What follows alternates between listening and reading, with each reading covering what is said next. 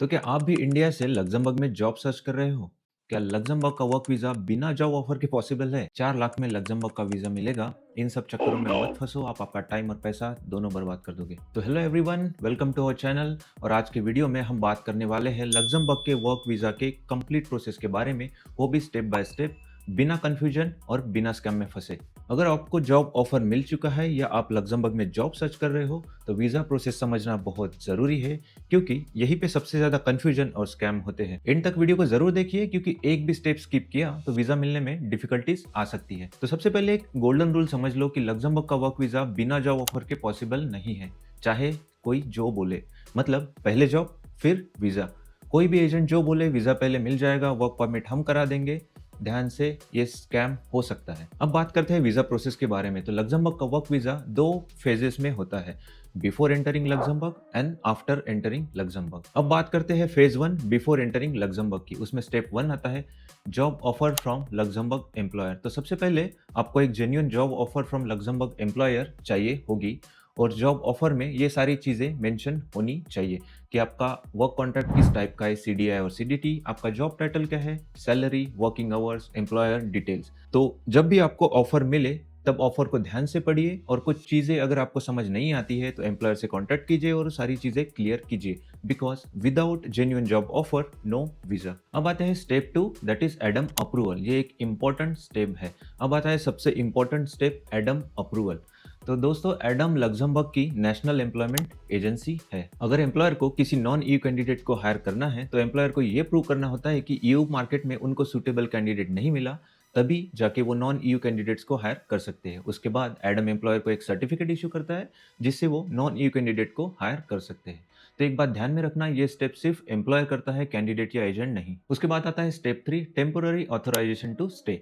तो ADEM approval के बाद employer on behalf of you temporary ATS के लिए अप्लाई करता है, that is temporary authorisation to stay, और ये अप्लाई होता है लग्जमबर्ग इमिग्रेशन डिपार्टमेंट को। उसके लिए ये डॉक्यूमेंट्स यूजुअली रिक्वायर्ड होते हैं, आपका पासपोर्ट फुल पेजेस जो भी 32 या 36 पेजेस है, CV, education certificates, police clearance from your home country, job contract, ADEM certificate and cover letter.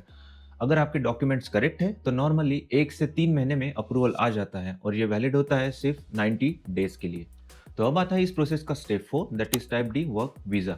तो वीज़ा अप्लाई करने के लिए टेम्पररी एटीएस चाहिए होता है, उसके सिवा आप वीज़ा अप्लाई नहीं कर सकते। तो जब आपको टेम्पररी एटीएस मिल जाता है तब आप अप्लाई करते हो टाइप डी नेशनल वीज़ा के लिए और ये अप्लाई होता है आपके होम कंट्री के लग्जमबर्ग एम्बेसी या वीज़ा ऑथराइज सेंटर पे। तो ये डिपेंड करता है आपकी कौन सी कंट्री है।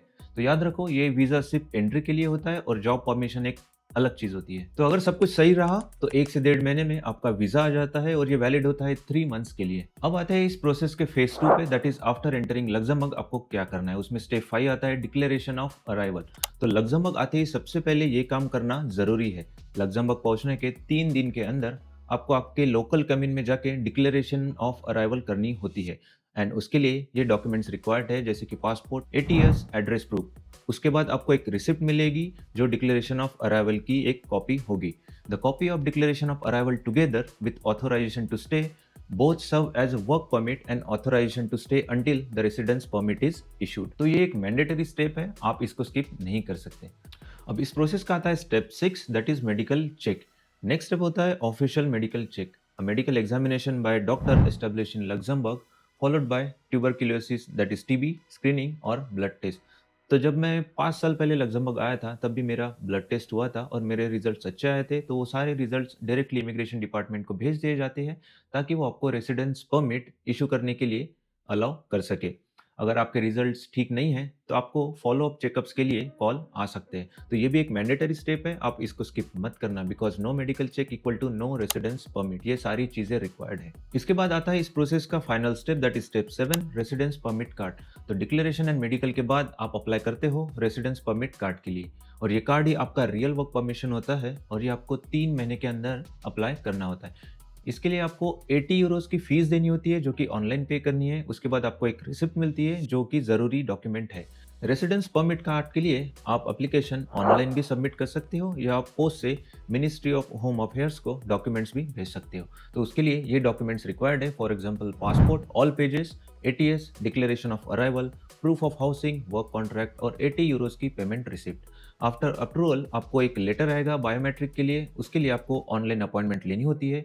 जैसे ही आपका बायोमेट्रिक खत्म होता है, उसके विथिन 1 वीक आपको आपका रेसिडेंस परमिट वहीं पे जाके कलेक्ट करना होता है। तो रेसिडेंस परमिट आपको मिल सकता है 1 या 4 साल का, depending on the type you have applied for. और इसकी बात हम करेंगे अगले वीडियो में कि क्या different types of work visa है और क्या क्राइटेरिया है। तो ये वीडियो भी इंफॉर्मेटिव होगी, इसको भी जरूर देखना। यहाँ पे कार्ड मिलने के बाद आपकी वर्क वीजा जर्नी कंप्लीट हो जाती है। अब बात करते हैं कुछ बिगेस्ट वीजा स्कैम्स की, तो अब थोड़ा ध्यान से सुनना। कॉमन लग्जमबर्ग वीजा स्कैम्स है, जैसे कि डायरेक्ट वर्क परमिट मिलेगा, no interview required for visa, agent process visa, pay first job letter, fake ministry emails. तो लग्जमबर्ग गवर्नमेंट किसी एजेंट के साथ काम नहीं करती है। प्रोसेस बड़ी सिंपल है, स्ट्रेट फॉरवर्ड है। एम्प्लॉयर हायर करता है, गवर्नमेंट अप्रूव करता है, कैंडिडेट लग्जमबर्ग आता है। बीच में कोई शॉर्टकट नहीं होता है। तो इसका मतलब जॉब के लिए पैसा मतलब स्कैम हो सकता है। तो दोस्तों, लग्जमबर्ग का वीजा प्रोसेस स्लो है लेकिन क्लियर और ट्रांसपेरेंट है। अगर आप राइट स्टेप फॉलो करो तो वीजा मिलना बिल्कुल पॉसिबल है। तो किसी भी एजेंट के चक्कर में आप मत पड़ो, यही मेरी एडवाइस रहेगी। तो सिंपल, ऑनलाइन जॉब अप्लाई करो। अगर सब कुछ ठीक रहा तो एम्प्लॉयर के साथ वर्क करके आपके वीज़ा प्रोसेस के बारे में जान लो, वीज़ा प्रोसेस करो, खुद वीज़ा लगाओ और लग्जमबर्ग में आ जाओ और आप अपना काम स्टार्ट कर सकते हो। आई होप ये वीडियो आपको इन्फॉर्मेटिव लगी होगी। वीडियो पसंद आए तो like this video and subscribe to our channel. Also इस वीडियो को आपके फ्रेंड्स के साथ भी शेयर करो ताकि उनको भी प्रोसेस के बारे में पता चले और वो स्कैम में ना फंसे। आपके क्या व्यू है इस वीडियो के बारे में मुझे कमेंट बॉक्स में लिख के जरूर बताइए। मिलते हैं अगले वीडियो में। Till then dream global but plan smart.